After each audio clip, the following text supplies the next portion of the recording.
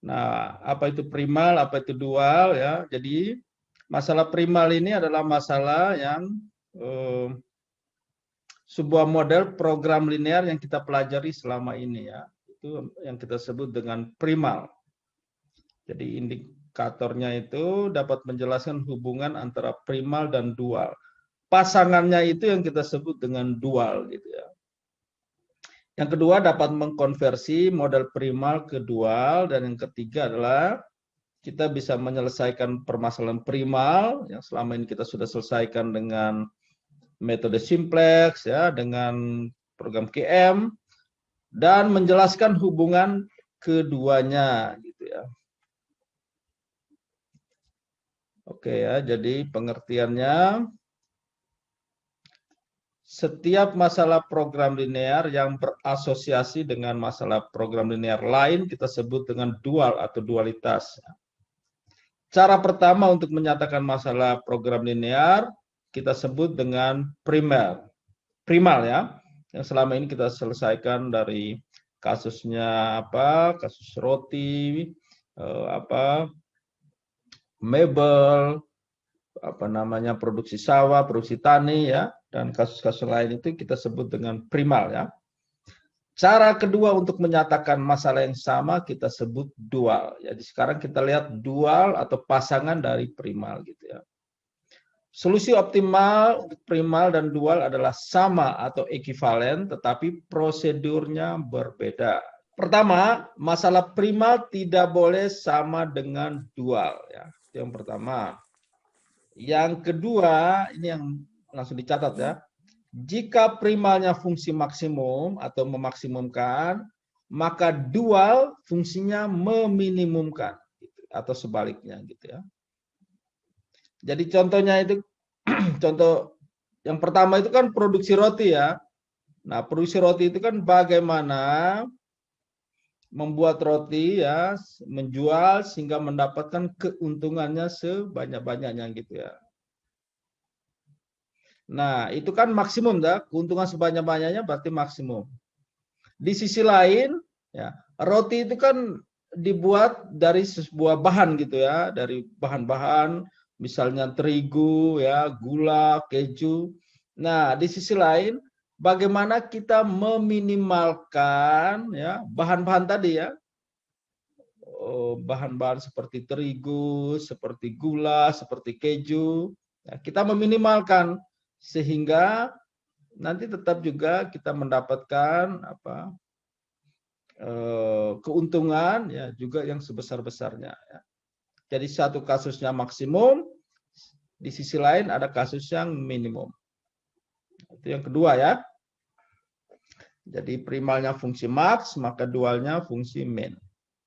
Yang ketiga, nilai-nilai batas sumber kendala primal menjadi koefisien tujuan masalah dual ya. Yang tadi ya, batas sumber misalnya terigu, gula ya. Nah, itu akan menjadi koefisien fungsi tujuan ya. Jadi stok gula, stok terigu itu menjadi tujuan ya, karena ingin meminimumkan. Kira-kira itu ya. Itu yang kedua. Yang ketiga, yang keempat, ya, fungsi tujuan primal menjadi batas sumber dari kendala-kendala dual. Jadi fungsi tujuan primal itu akan menjadi batas sumber dari kendala-kendala dual. Dibalik gitu ya.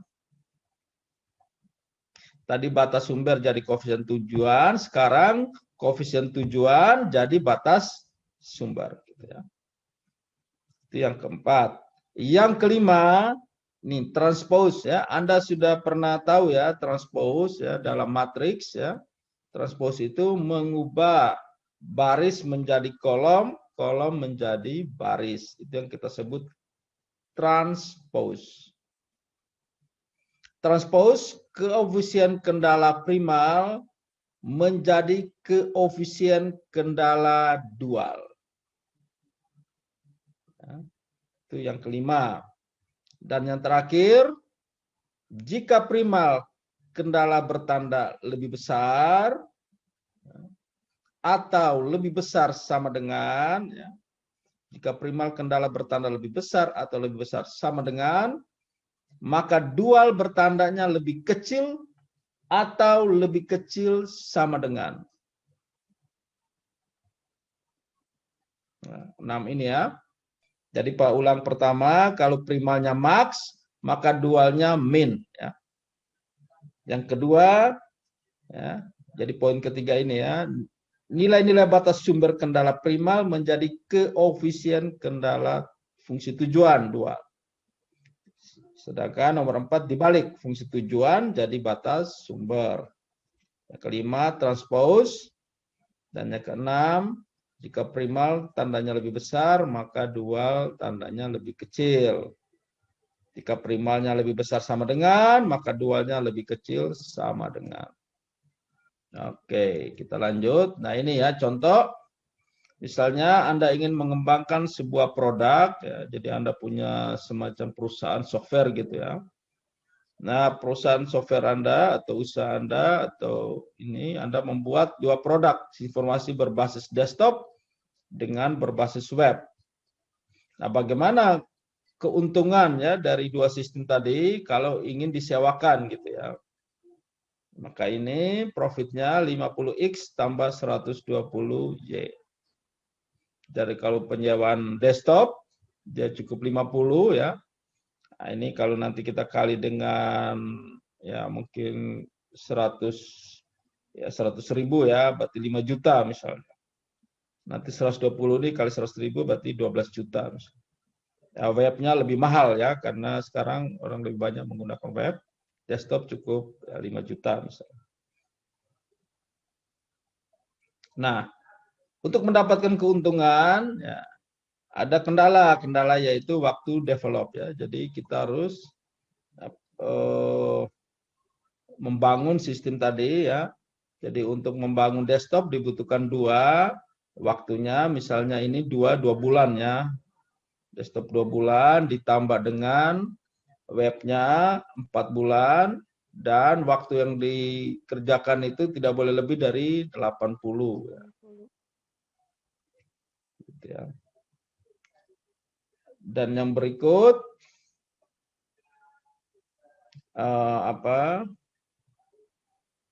X ya untuk ketersediaan instalasi ya, instalasi untuk desktop. Nah, misalnya ini kita kasih minggu gitu ya, desktop misal 3 minggu. Sedangkan untuk web cukup seminggu ya, karena instalasinya by web, ya di mana saja juga boleh. Kalau desktop kan harus datang ya, harus instalasi. Jadi kasih waktu 3 minggu untuk sama pelatihan misalnya ya. Setelah itu waktu disediakannya untuk semua selesai itu 60 ya. 60 minggu misalnya. Nah, selanjutnya kita harus selesaikan ini ya. Nah, ini kalau Anda bisa pakai QM ya, dengan grafik ya, dengan metode grafik yang kita sudah pernah pelajari. Jadi Pak anggap Anda sudah tahu bagaimana menyelesaikan mencari X dan Y ini ya. Sehingga ketika diselesaikan dengan QM, grafiknya seperti ini ya. Setelah itu ruang solusinya seperti ini, yang warnanya berbeda ya, warna biru ya. Setelah itu hasilnya ya ini ya. Titik kandidat solusinya ada 4 tadi ya, 0,0, 0,20, 20,0, 16,12. Setelah itu dihasilkan ternyata webnya lebih menguntungkan ya, sehingga 2.400 ya. Jadi membangun web itu lebih menguntungkan ya. Makanya kalau mau optimal cukup membangun 20 sistem web ya. Itu lebih bagus ya. Ini solusinya. Nah, bagaimana kita melihat dualnya ya. Jadi poinnya nanti kita lihat dualnya. Nah, oke ya. Perumusan dual ya. Nanti kita lihat tadi ya ketentuannya pelan-pelan. Yang pertama, perubahan pembatas sumber dari kendala primal akan menjadi koefisien fungsi tujuan pada dual. Biar kesempatan total harus diminimumkan akan diwakili oleh fungsi, ya ini 80P tambah 60Q. Jadi dibalik ya. Nah, ini Pak kembali lagi ya.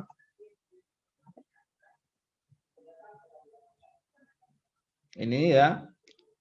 Batas waktu develop 80 ya, dan batas waktu ketersediaan instalasi 60 ya, 80-60 akan berubah menjadi biaya kesempatan ya. Meminum biaya kesempatan 80P tambah 60Q ya. Dan variabelnya juga tidak boleh sama ya. Yang primal yang tadi adalah berapa? X dan Y. Kalau dualnya kita pakai variabel yang lain, yaitu misalnya P dan Q ya. Sudah jelas ya? Itu yang pertama. Nah, jadi Pak kembali lagi ya. Anda boleh catat juga di situ Fmax ya. Fmax sama dengan 50X tambah 120Y.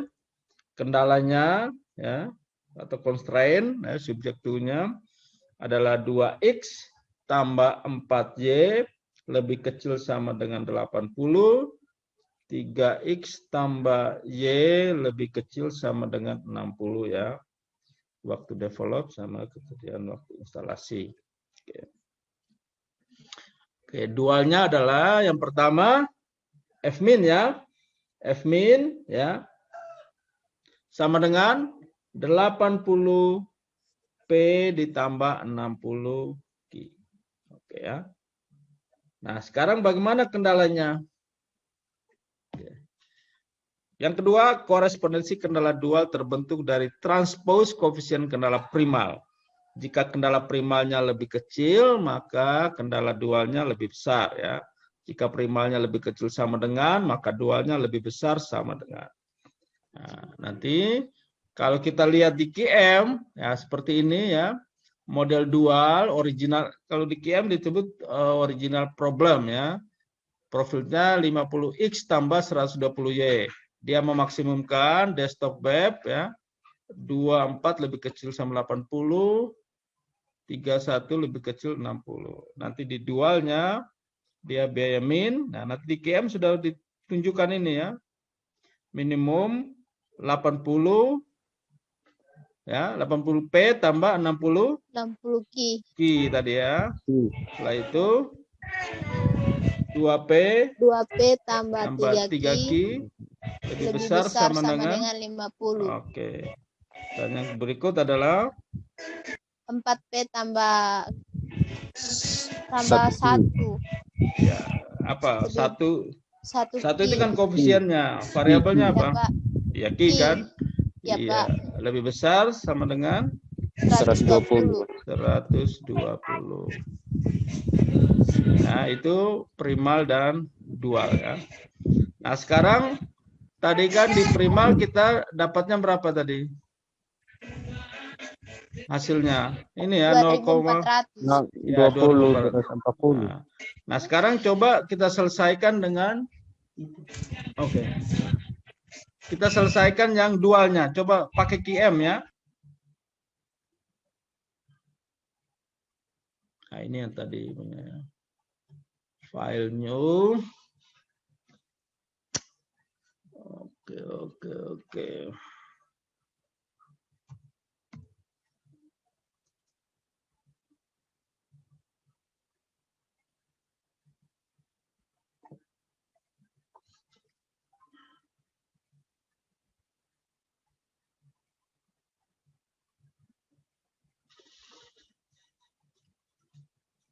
Sudah kelihatan ya ini.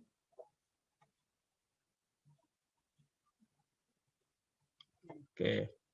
Jadi masalahnya tadi misalnya SI web, SI ya. Constraint-nya 2, variabelnya juga 2 ya. Objektifnya berapa? Objektif maksimum atau minimum untuk dualnya? Minimum ya. Ya, Pak. Oke. Jadi minimize dari berapa tadi? 2, Pak. Oh, ya. Minimize tadi berapa? 80. Berarti 8 ini kan P ya, P 80 iya, dengan 60, Pak. iya 80 P, 60 Q ya. Ki. 60 Ki. Oke, constraint satunya tadi 2 iya 2 P tambah 3 Ki. Ki. Jadi tadi dia akan berubah ya. Yang pertama Ya, itu Pak. adalah desktop ya. Iya, Pak. Sistem yang pertama itu desktop, sistem kedua itu sistemnya web. Oke, yang ini berapa? 2P ditambah dengan 3 Ki 3 Q lebih besar sama dengan 50. 50. Oke. Setelah itu webnya 4P tambah Ki tambah 1, Q, Pak. 1 Q lebih besar sama Lebih dengan besar sama dengan 120. 120. Oke. Sudah ya. Ya, Pak. Setelah itu kita solve ya. Kelihatan ya ininya. Ya, Pak. Hasilnya berapa? 30. Ya, titiknya 30P. 30,0. Ya. Ya, P-nya 30, Q-nya 0 kan? Ya, Pak. Hasilnya 2400. 2400. Ternyata sama dengan yang tadi, primalnya kan?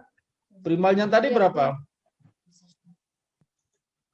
Ini berapa? 2000. Kelihatan ya?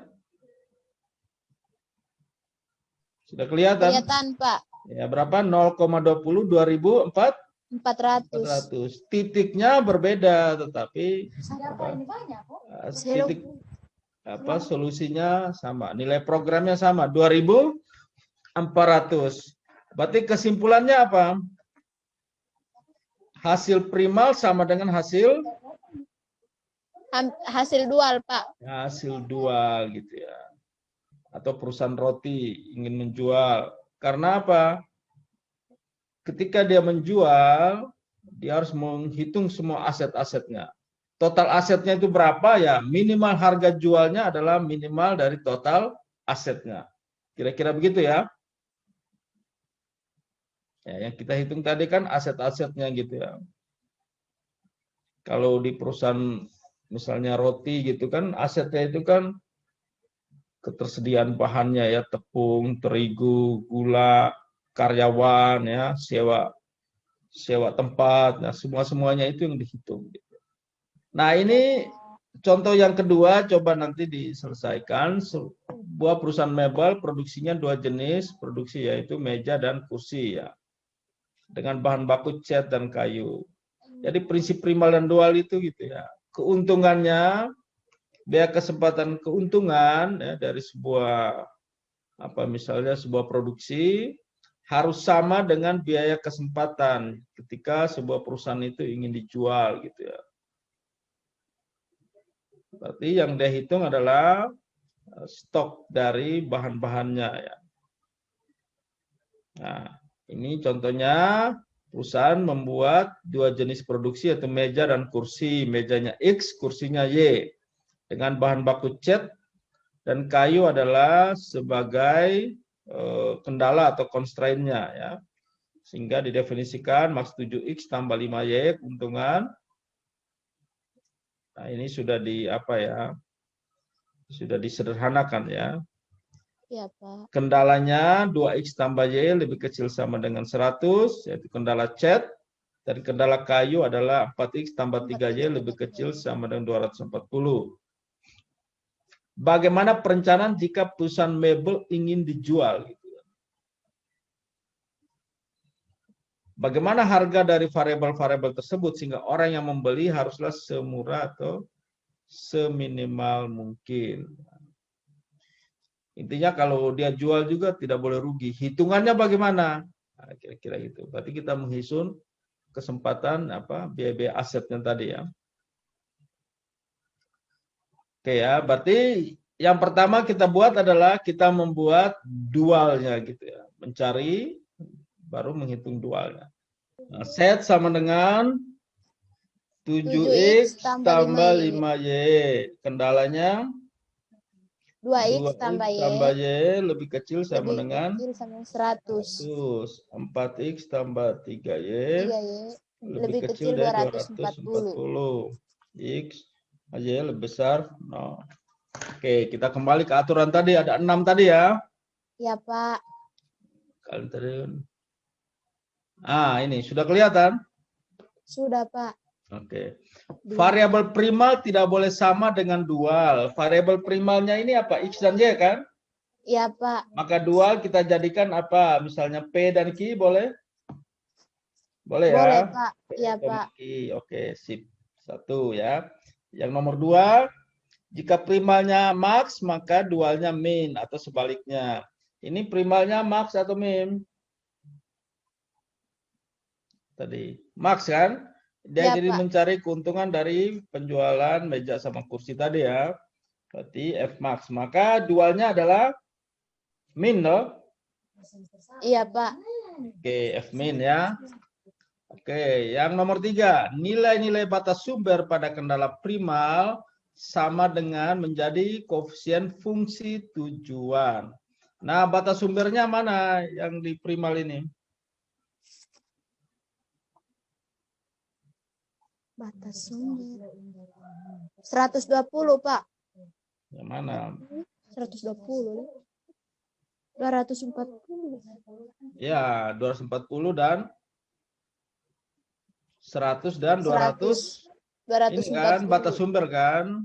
Ya, Ini Pak. kan bacanya kan, Anda harus tahu ini baca. Untuk menghasilkan meja dibutuhkan 2 cat ya. Dan untuk menghasilkan kursi dibutuhkan 1 cat ya. Satu satuan bisa 1 galon ya. Setelah itu dan cat batas sumbernya atau stoknya dipesan dalam satu satuan waktu itu tidak lebih dari 100. Ini cara bacanya secara linguistik ya, secara prosedur ya. Ini kan matematikanya ya. Oke, yang berikut cara bacanya coba. 4X. Ya, untuk menghasilkan meja dibutuhkan 4X. Ya, 4 kayu gitu ya. Ya, Pak. 4 kayu ini 4 kubik kayu ya. Ditambah untuk menghasilkan Y atau kursi dibutuhkan 3 ya. 3 kayu, Pak. Ya, 3 kayu. Misalnya 3 kubik lah kayu gitu ya. Ya, Pak. Dan kayu ya di stok dalam satu satuan waktu tidak lebih dari, ini kan lebih kecil sama dengan, berarti tidak lebih dari ya. Tidak lebih dari 240. Nah, maka 100 adalah batas sumber dari cat, 240 adalah batas sumber dari kayu. Jelas ya? Ya, Pak. Berarti apa? Di aturannya ini. Coba baca yang nomor 3. Nilai-nilai batas sumber kendala prima menjadi koefisien fungsi tujuan dual. Iya, berarti F min sama dengan koefisien kan toh? Iya, Pak. 100 apa? Batas sumbernya berapa? 100P ditambah dengan 120 Ki. 120 240. 240 Ki, Pak. Iya, 240 Ki. Oke. Oke, ya, yang berikut jadi fungsi sasarannya sudah selesai untuk dual. Sekarang kita masuk ke nomor 4 ya. Sasarannya. Kendalanya coba baca ini.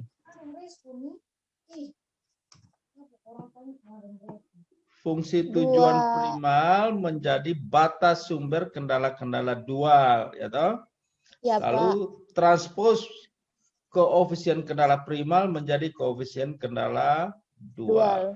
Oke, berarti yang pertama, kendala yang pertama apa? 2P tambah 4 Oke, 2P tambah 4 Ki. Lebih besar sama dengan 7. Iya, lebih besar 7. Yang kedua? P tambah 3 Ki. P tambah 3 Ki. Lebih besar sama dengan 5. Oke, lebih besar sama dengan 5 ya. Jadi poin 45 ini sudah diselesaikan. Tanda poin 456 ya, tandanya lebih besar jadi lebih kecil, lebih besar sama dengan jadi lebih kecil sama dengan, atau sebaliknya ya. Ini perumusan secara umum adalah harga cat. Sudah kelihatan ya ini permasalahan Sudah, dual. Pak. Ya. P adalah harga cat, Q adalah harga kayu. Maka perumusan dualnya adalah meminimumkan. Nah, F-nya kita ganti dengan W ya. Misalnya W 100P ditambah dengan 240 Q ya. Kendalanya apa ya? Jadi cara bacanya Pak ulangi ya. Untuk meja ya. Ya, Pak. Kendalanya untuk meja kan ini kan? Ya. Kendala meja ya. Dia hanya membutuhkan 2 cat ya, dan ditambah dengan Q ya. 4 Q dan menghasilkan meja sekurang-kurangnya adalah 7 gitu ya. 7 meja gitu ya. Yang kedua adalah kursi. Dia cukup membutuhkan catnya 1 dan kayunya 3 ya. Tapi menghasilkan ya, sekurang-kurangnya, ini kan lebih besar sama dengan ya, sekurang-kurangnya 5 apa tadi? 5 meja. Kendala pertama kan meja, kendala 2 apa? Kursi. Kursi gitu ya. Jadi dibalik gitu ya. Ya, Pak. Jelas ya? Jadi cara bacanya dibalik gitu ya.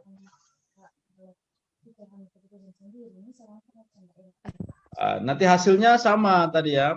Kalau kita pakai QM, coba kita lihat ya. Nah ini penjelasan ini ya. Nilai pembatas sumber, ini dia menggunakan pakai dolar ya. $7 adalah penghasilan dari 1 meja dan 5 adalah penghasilan dari 1 kursi. Koefisien P dan Q adalah jumlah dari setiap sumber daya, cat dan kayu yang diperlukan untuk menghasilkan meja dan kursi gitu ya. Kursi. Artinya 2 satuan cat dan 4 satuan kayu digunakan untuk membuat suatu meja.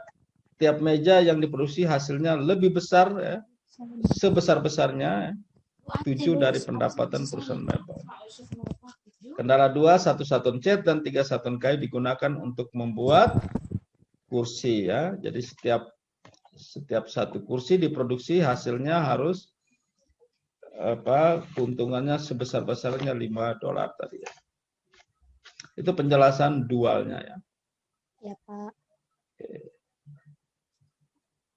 Nah, ini kalau dengan QM ya, dualnya menghasilkan 30,40 ya.